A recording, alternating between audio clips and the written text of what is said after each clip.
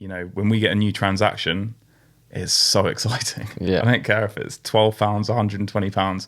I'm still buzzing. I'm like, someone out there has come onto our app. They found something that they like, and they've double clicked with their Apple Pay and they've bought it. And that seller is now buzzing. They've got a hit of someone's bought my item, and we built that platform and made it possible.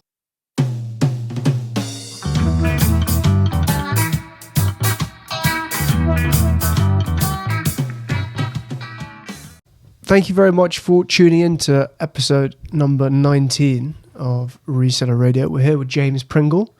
I think it's probably best if you introduce yourself because you do have quite a few different areas to your career. So please introduce yourself to the audience. Yeah, sure. So firstly, thank you very much for having me. So I'm a VC investor at Portfolio Ventures. So that's my main job, but I also have a podcast called Riding Unicorns. And I'm the COO at Narchie, which is my wife's company. She's the founder CEO, and it's a marketplace for homeware and interiors products. So like in the fashion space, they have apps like Depop and Vinted and things like that. We're doing that for the homeware and interior space. So yeah, it's exciting.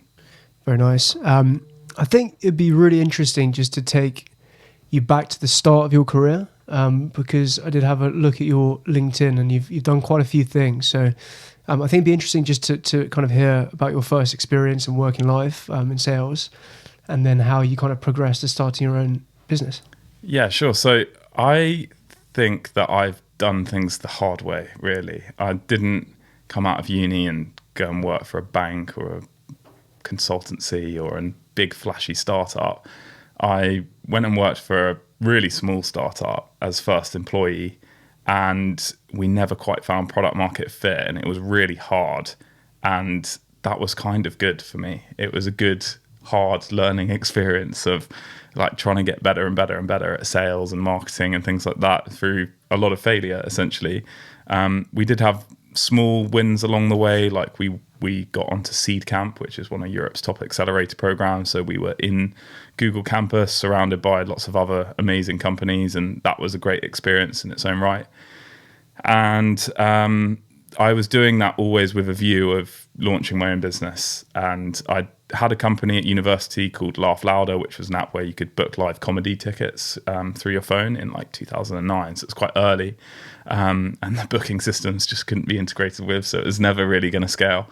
But that had been my first foray into startups. Then I went and worked for this other company, and then I founded my first proper business really in 2015. And it was a SaaS company. We essentially did video recommendation. So if you're on a website like Mail Online or Unilad or Telegraph and you watch a video, something will come saying, this is what's up next. And that's driven by data and algorithms rather than by an editor sitting there selecting what videos you're going to watch next. And we powered those for all those websites and many others, Goal.com, New York Post, Le Monde in France. We worked with media companies all over the world. Quite low margin business though. And at the beginning of the company, video advertising was super valuable because there wasn't that much video inventory online. And a few years in, like every platform was video and video was everywhere. And so the value of a video ad had reduced quite significantly. So we didn't really succeed. We sold our technology to one of our partners in a really modest kind of outcome. But it was an amazing sort of 4.5 year experience. And, I feel like, really was the making of me at the start of my career. And then from there, I moved more into the investor side. So I started by doing small angel tickets.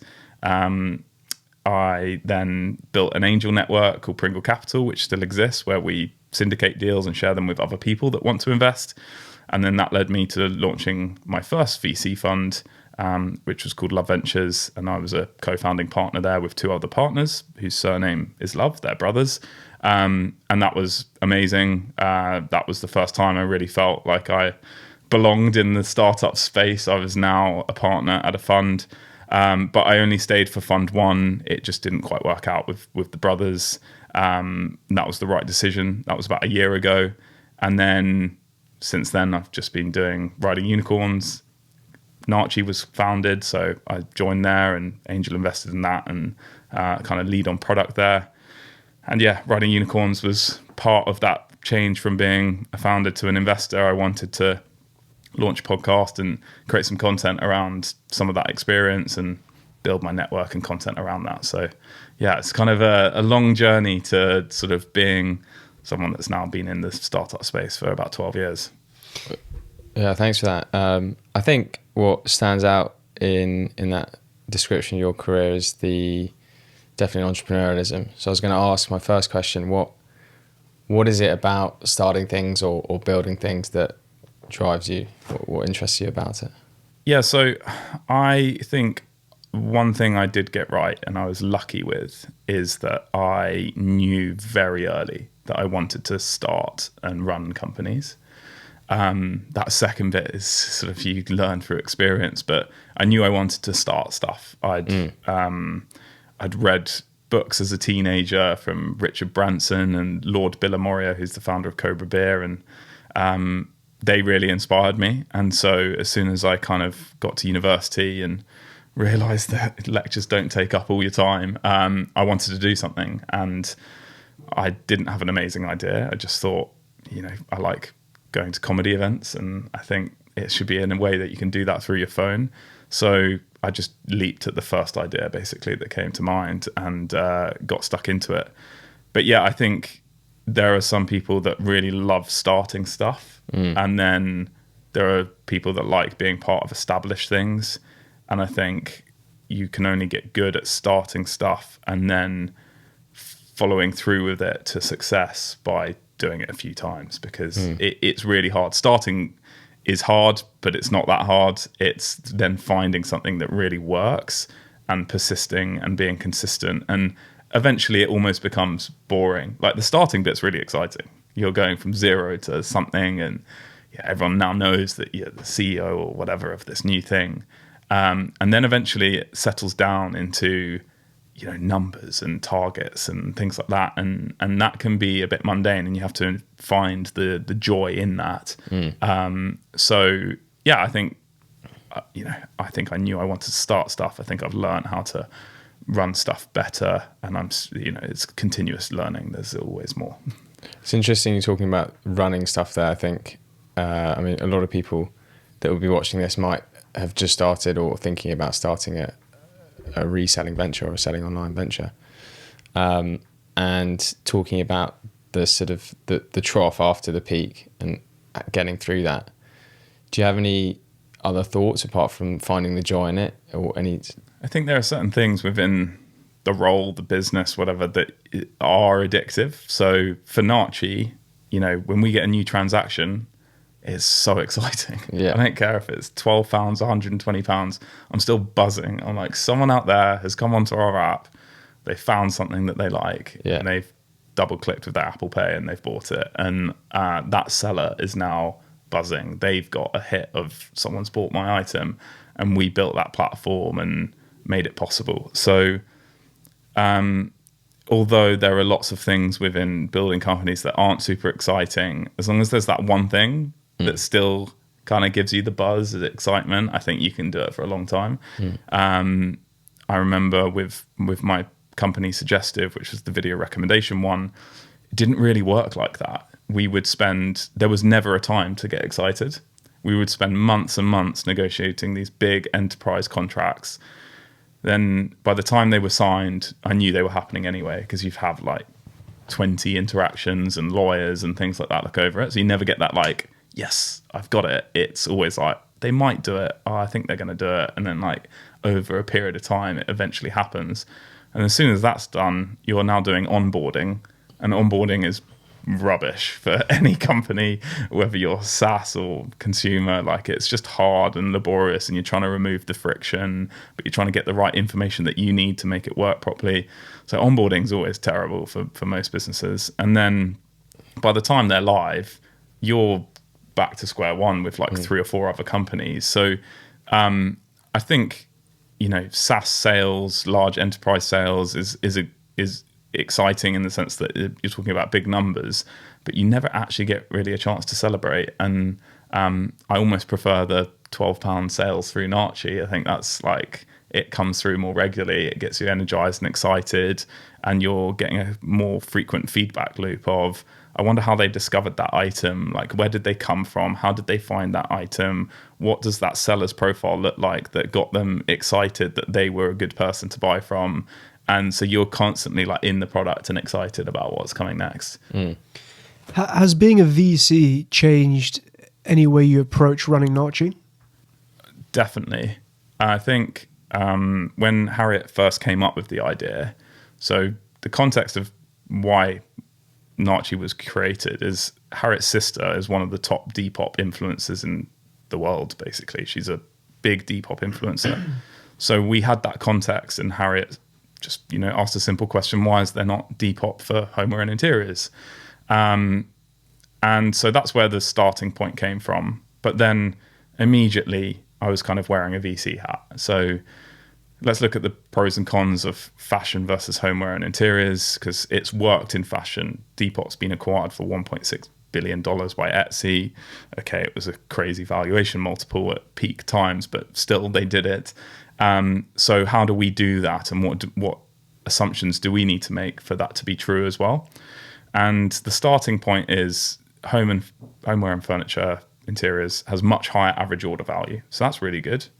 It has a big gifting market. Well, that's really good. It has really low returns. Well, that's amazing for a C2C platform where, customers are doing the delivery. That's even better. Now let's look at the negatives. Okay, it's low order frequency. You're not buying something for this weekend necessarily. It doesn't have that like social pressure of I need a new top for this weekend or whatever. It doesn't have that. So the buying frequency is harder. And the big criticism of homeware and furniture companies, the many out there, e-coms, is that they become very performance and paid marketing and search marketing reliant. So, if you type in Moroccan rug, there'll be tens of companies competing for that keyword to try and get you to buy your Moroccan rug through their website rather than someone else's. And because of the high average order value, they can spend quite a lot to acquire you, but then there's no way to really retain you. They'll bug you with emails for months and months to try and get you to come back and buy something else, but there is no stickiness really. So we have to crack that. What our thesis at Narchie is essentially that by creating a social first, mobile first, circular economy marketplace, people will come regularly. They will not just come to buy, they will come to like, comment, chat, share, follow other people, be inspired, and that will create a kind of stickiness and retention that will allow us to get many more reorders and open up new purchasing behavior, essentially. So that's our thesis. We have a lot to prove around that still. We're still very early, but certainly from being an investor, you see how you're going to analyze it from externally. And when you layer that on right at the genesis of the business, it helps with a lot of other things because it affects product, it affects marketing, it affects the way we position the company, and buzzwords like community and retention. These are talked about every day in the Narchie office because we know that that's actually what we're trying to achieve, not just how do we sell more glassware or pillows. That's not what the business is trying to solve. I guess as well it helps you a lot because you see so many other small businesses or startups making mistakes, and then you can just go, thanks for that one, we're not going to do that one from the start, or at least try not to anyway. Yeah, and I think there's a lot more knowledge generally within the market about how to build a company, how to build a tech company and what is important. But we're all still learning. There's all still new things. I mean, a particular challenge at the moment is that Facebook isn't as effective as it used to be. So people are experimenting with new channels, and obviously TikTok is front of a lot of people's minds at the moment. But simple things like your email flow, when someone does buy something, how do you engage with them with the appropriate way to not annoy them, but also get them thinking about your product in a better way? It's almost a product. Email communication is almost a product in its own right. And we as investors, we get to see companies that are doing lots of different things. They're telling us different ways that they are acquiring customers or retaining customers. And so you do get a lot of new information very quickly from bright people that are launching exciting companies. And so I think that helps. And it's nice to be able to sit on both sides of the table and try and use the experience from both sides to help the other. But yeah, still learning on both jobs, really. Still at the beginning of being a VC, being at the beginning of Narchie. There's a lot more to come. I think the email marketing approach is quite interesting, especially for small businesses who watch this. Do you have any tips or ideas when it comes to kind of that balance that you mentioned? I think we're just going through a period at the moment where we're looking at ways that we can use email more effectively. And I don't know, if you use a product like Airbnb, they will bombard you with emails, like maybe too much, but they've obviously productized email very effectively. They've really thought about it. They know what triggers to use. And the other day I went and searched for some particular dates in a particular spot, didn't end up booking something. 20 minutes later, I got an email saying these places are also available on those dates. And I thought, I don't even know if I was logged in. That was my first thought. And then I was like, that's quite clever. It's on the edge of annoying, but it's not actually. It is personalized. It is relevant. We are free that weekend, so maybe we should do something. It started sort of repainting the picture of what we could potentially do that weekend. And we're not doing as much as we can do with email. We know we can do more, so we're going through a bit of a review and improvement process at the moment. But email is like something you can do at day one, almost. Like before you write a line of code, you could write out, well, once someone makes a transaction, what email do they get? When do we bug them for a Trustpilot rating? When do we do all these things? And so being really thoughtful about that is a skill. It's a product. It's a bit of experience that I would encourage all founders to really think about. If you have a product where someone logs in with email or uses email in some way, think about how many times you can realistically engage with them and try and add value to their lives in a personalized, interesting manner that doesn't push them away from your brand, but actually brings them closer. It's not straightforward. I don't think there's a playbook. I think every company is slightly different, but it is something that you can do without wasting a load of dev time or budget. I'd imagine that the number of emails you can hit people with is probably higher than most people, or maybe in England would expect. For Narchie? Yeah. Yeah, I mean, it depends. I guess we have to get that right. We've got to use data correctly, make sure that we're not pushing people away, that people aren't unsubscribing from marketing communications, because the moment you lose them, it's very hard to get them back. So it's got to be a fine balance. But yeah, if we can provide product recommendations, seller recommendations, here's what's trending for this summer, Father's Day recommendations, whatever it might be, that we can engage with them on a relevancy and a value proposition that aligns with how they showed us they liked our product in the first place. I think it's fair game, and if we get it wrong, then we live and die by the consequences of them potentially unsubscribing or removing marketing permissions or whatever. I guess kind of follow-up question to that would be, how much of an impact do you think getting that right can have on a business? So, let's say you're still in your product market fit stage, you're trying to work out what works and what doesn't. Should one be spending a lot of time on that? Is it like significant increases on kind of percentages of sales, for example? Or is it better to just make sure you focus a bit of time on it to put something in place, but it's not kind of a game changer? I think every company will have different budget, time, runway, etc. to play with these things, and focus is really important. But I do think that the very best companies do the small things really well. I think when a lot of businesses look at their product roadmap, they're thinking about the big, sexy features that they've had in their mind for ages that they know they want to ship. And actually things like your sign-up process, and your email flow and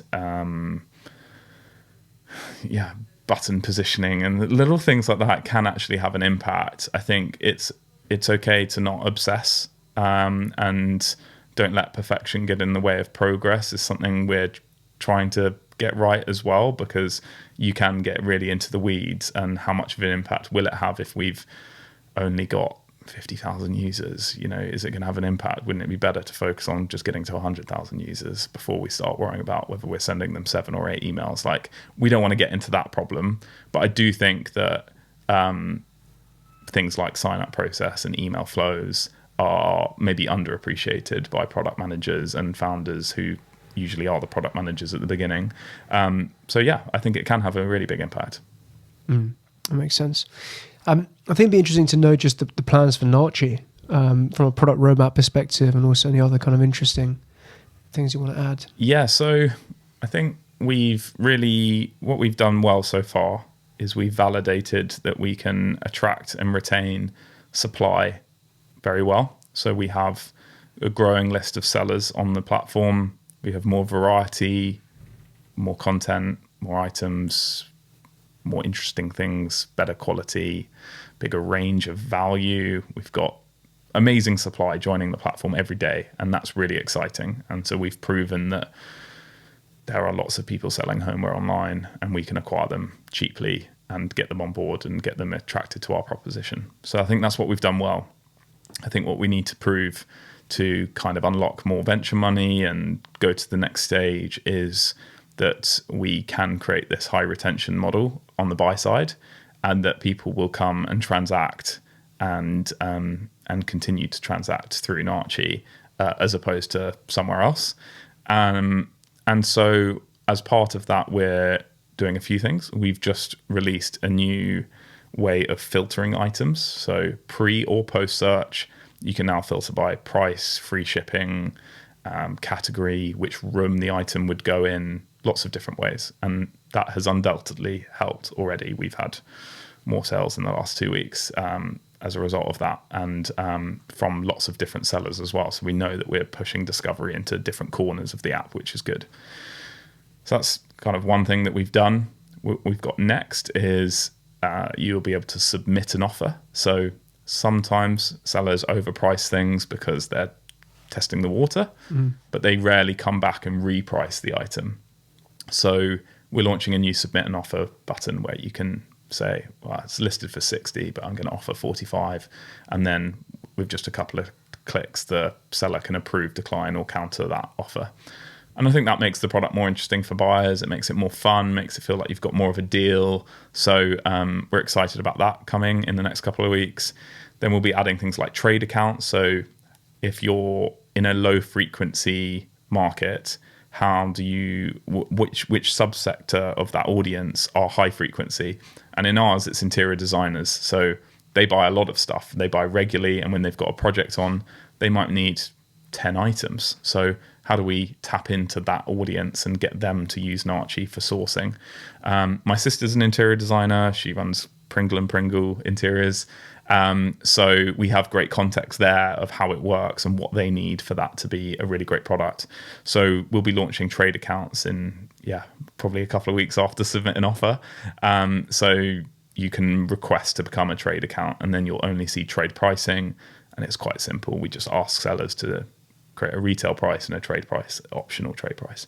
And then the interior designers can mark that up to their clients on a percentage or a whatever basis they use with it internally.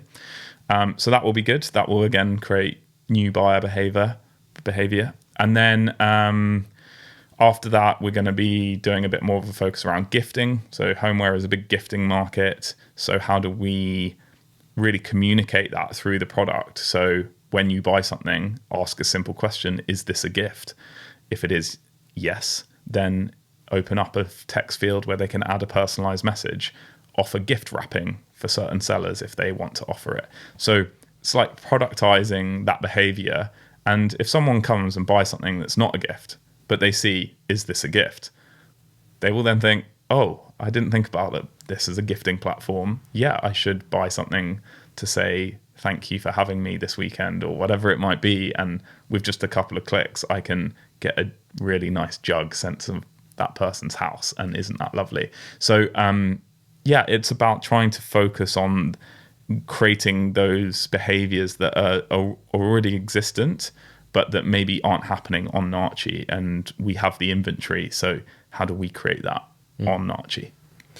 I think one of the quite interesting things that's coming through is customer acquisition. Also, you mentioned seller acquisition, because you have both. Most people listening probably just have the customer acquisition to worry about. It's something as well that we deal with a lot is finding customers via either groups or like digital media, the two sort of big buckets that we work with.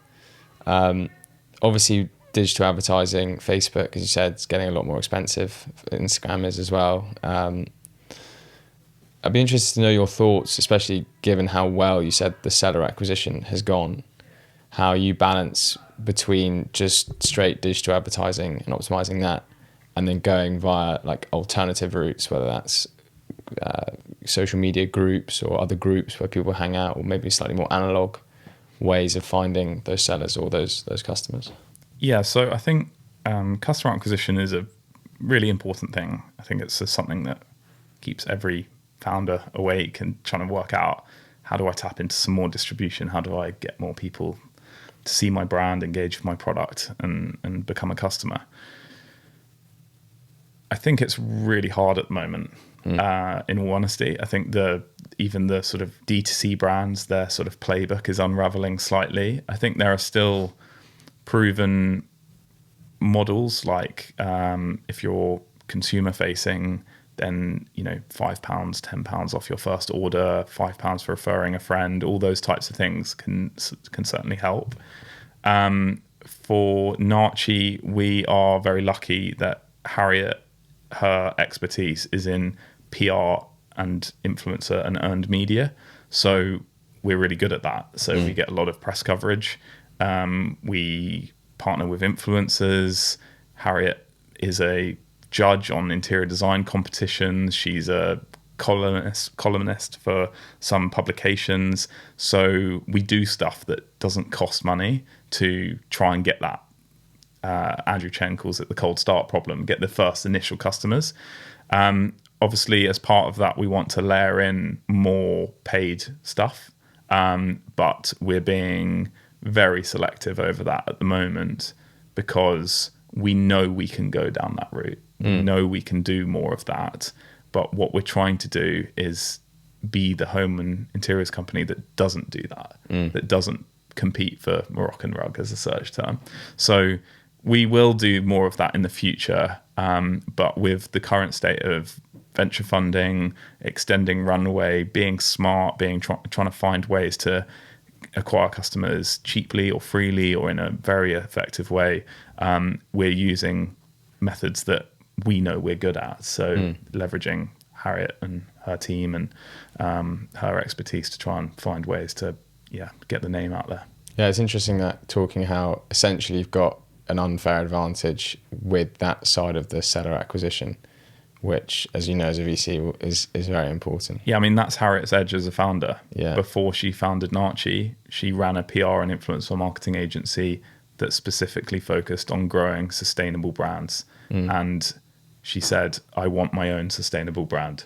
And then we looked at a few different things. And then one day she just said, why is there not Depop for homeware? And it was like, boom, that should exist. And that's her edge. She can help us get the first customers for next to nothing. Yeah. It's interesting as well, like if you read about Y Combinator or a bunch of other startups that have done well, often the customer acquisition side, or in your case the seller acquisition side, is propelled by like some form of unfair advantage, whether that's like Paul Graham having his blog or a bunch of other examples. Out of interest, how do you look at the customer acquisition side and trying to get an unfair advantage? I know you talked about things you do talk about, but are there any people or other things like that I think you're interested in? Like things like this are amazing. Be a thought leader, be a content creator, engage with those in your industry, network hard, there are lots of things you can do which just take time, but you should only do them if you can be consistent at them. So I think that's the key to content marketing and marketing to some extent in general, is consistency. So there's no point really starting a TikTok channel if you're going to give up in a month. You need to commit to it for like 2 years, and then you might get an ROI on it. There's no point starting a podcast if you give up after 6 episodes. And there's no point doing a newsletter if you stop doing it. So all of these things, I'd say that founders can do all and any of them.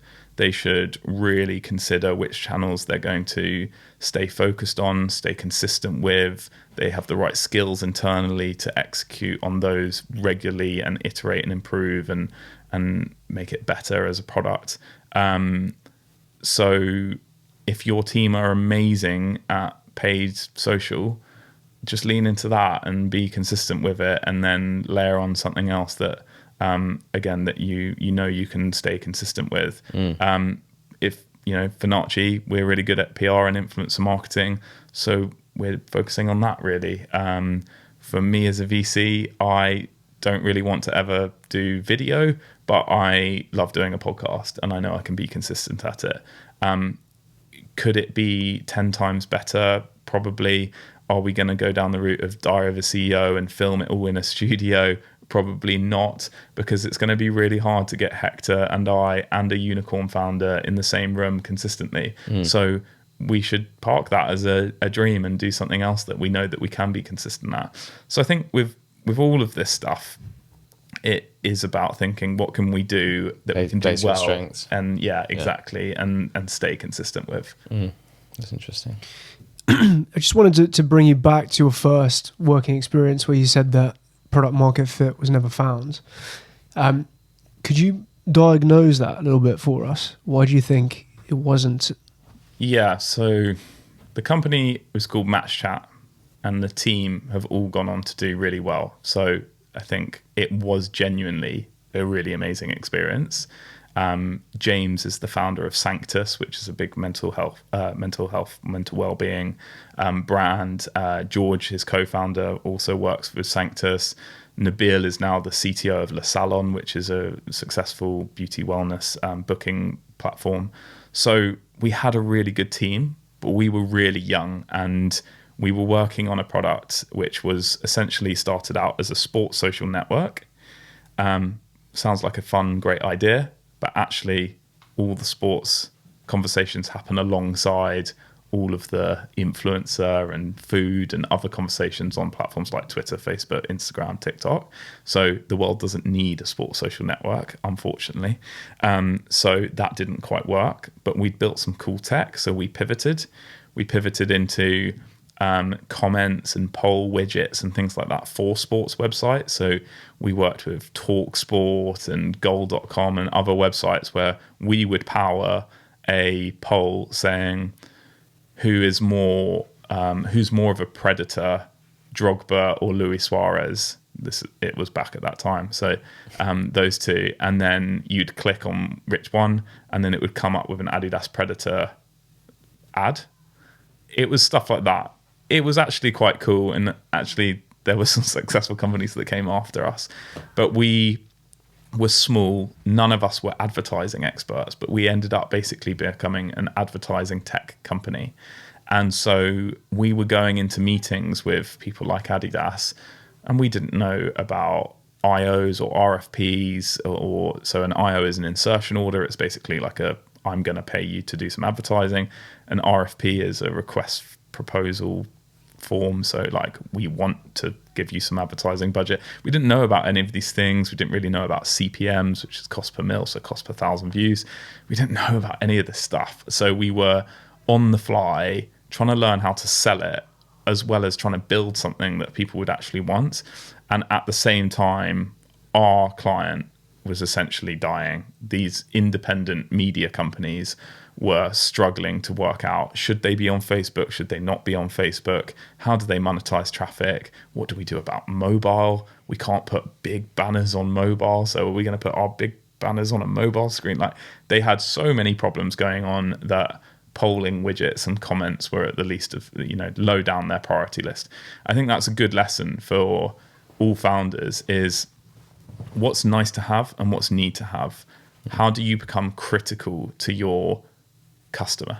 So at Narchie, our goal, and we've got to prove this still, is that sellers will eventually just use Narchie. Will be their link in bio. That's what we aim for. That's on their Instagram, where do they send people? What's the link in the bio? Is it to their own website?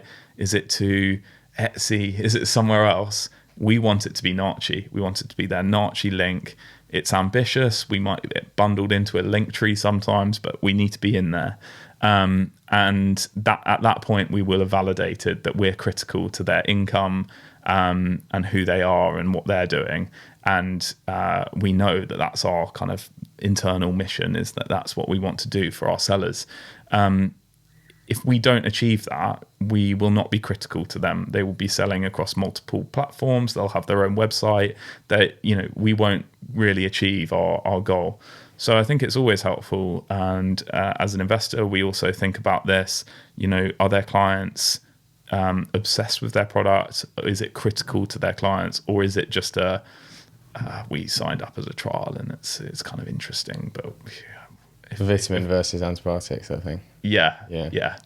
So I think every founder should be thinking, how do I make this more critical to the core purpose of the client? I think that's one of the things we've seen is the difficulty with international shipping, and we're trying to gravitate towards that, and that's a pain sellers are actually seeing, and trying to solve that with our product. I think that's working quite well. I think for you guys, it's all about convenience.